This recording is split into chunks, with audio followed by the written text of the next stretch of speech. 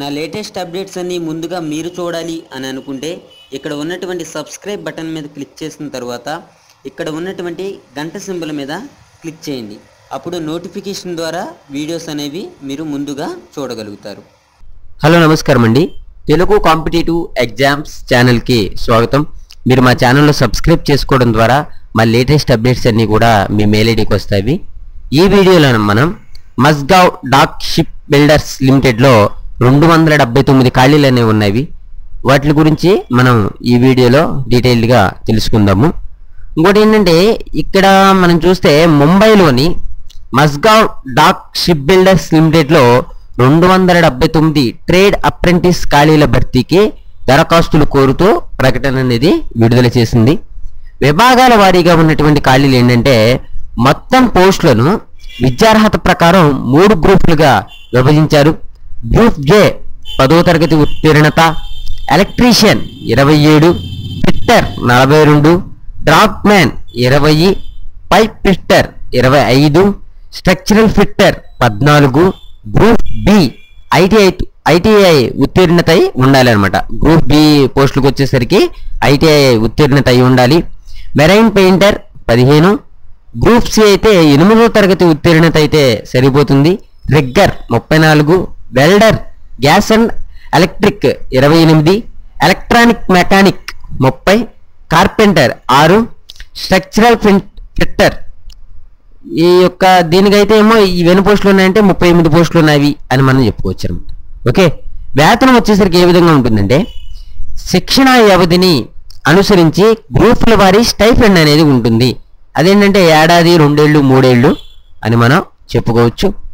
వయోపరిమితి 2017 జూలై 1 నాటికి group A పోస్టులకు 15 నుండి 19 ఏళ్ళు, గ్రూప్ బి పోస్టులకు 16 నుంచి 21 ఏళ్ళు, గ్రూప్ సి పోస్టులకు 14 నుంచి 18 ఏళ్ళు వరకు కూడా వయోపరిమితి అనేది ఉంటుంది.